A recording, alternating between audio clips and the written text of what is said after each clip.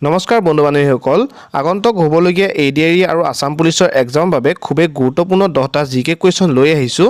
মোৰ এই চেনেলত আগতো মই জিকে ভিডিঅ'সমূহ দি ৰাখিছোঁ যদি আপোনালোকে সেই ভিডিঅ'সমূহ চোৱা নাই ভিডিঅ'ৰ তলত ডেছক্ৰিপশ্যনত এটা প্লেলিষ্টৰ লিংকটো পাই যাব তাত গৈ আপোনালোকে সেই ভিডিঅ'সমূহ চাই ল'ব পাৰিব ইয়াৰ আগৰ ভিডিঅ'টোত আপোনালোকলৈ আগবঢ়োৱা প্ৰশ্নটো হৈছে অসমৰ প্ৰথম ৰাষ্ট্ৰীয় উদ্যান কোনখন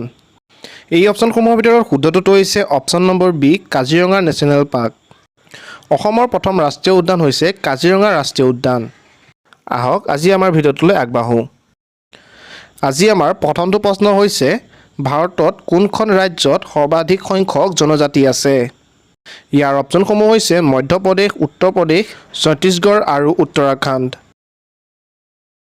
এই অপশ্যনসমূহৰ ভিতৰত শুদ্ধটো হৈছে অপশ্যন নম্বৰ এ মধ্য প্ৰদেশ ভাৰতৰ মধ্য প্ৰদেশত সৰ্বাধিক সংখ্যক জনজাতি আছে নেক্সট কুৱেশ্যন নম্বৰ 2 প্ৰথম অসমীয়া আলোচনী অৰুণোদয় কিমান চনত প্ৰকাশিত হৈছিল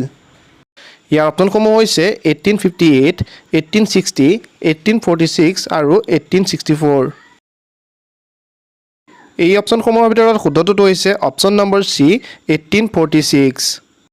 1846 চনত জানুৱাৰী মাহত অৰুণোদয় শিৱসাগৰৰ পৰা প্ৰকাশিত হৈছিল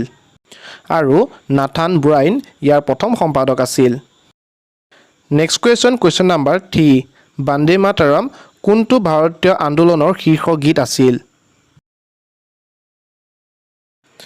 এই অপশ্যনসমূহৰ ভিতৰত শুদ্ধটো হৈছে অপশ্যন নম্বৰ এ স্বদেশী মুভমেণ্ট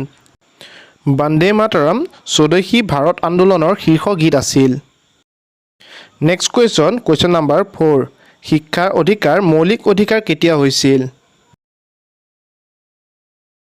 এই অপশ্যনসমূহৰ ভিতৰত শুদ্ধটো হৈছে অপশ্যন নম্বৰ বি 1 এপ্ৰিল 2010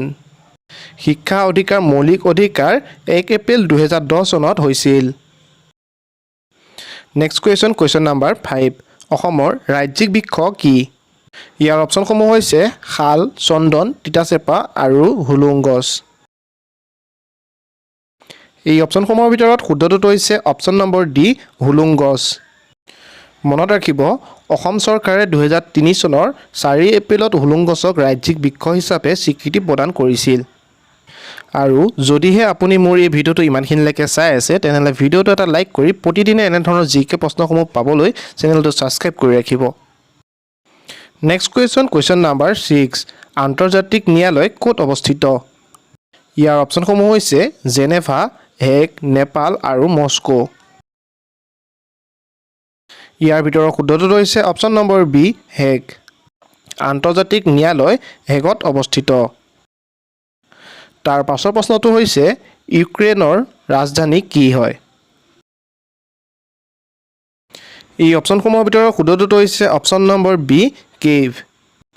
ইউক্ৰেইনৰ ৰাজধানী হৈছে কেভ মনত ৰাখিব নেক্সট কুৱেশ্যন নম্বৰ 8 কোনখন নদীক চীনৰ দুখ বুলি কোৱা হয়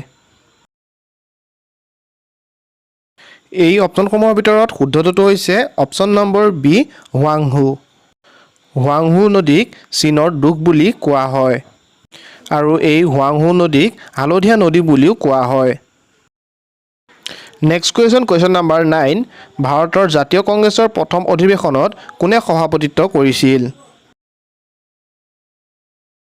এই অপশ্যনসমূহৰ ভিতৰত শুদ্ধটো হৈছে option number C WC Banerjee ভাৰতীয় জাতীয় কংগ্ৰেছৰ প্ৰথম অধিৱেশন WC বেনাৰ্জীয়ে সভাপতিত্ব কৰিছিল WC বেনাৰ্জীৰ সম্পূৰ্ণ নাম হৈছে উমেশ চন্দ্ৰ বেনাৰ্জী নেক্সট কুৱেশ্যন নম্বৰ 10 1823 চনত কোনে অসমত চাহ গছৰ আৱিষ্কাৰ কৰিছিল এই অপশ্যনসমূহৰ ভিতৰত শুদ্ধটো হৈছে অপশ্যন নম্বৰ ডি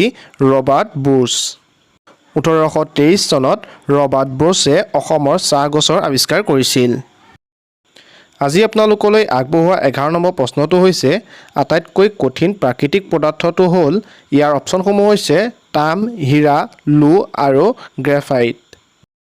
এই অপশ্যনসমূহৰ ভিতৰত শুদ্ধটো কোনটো হয় আপোনালোকে কমেণ্ট বক্সত কমেণ্ট কৰি জনাব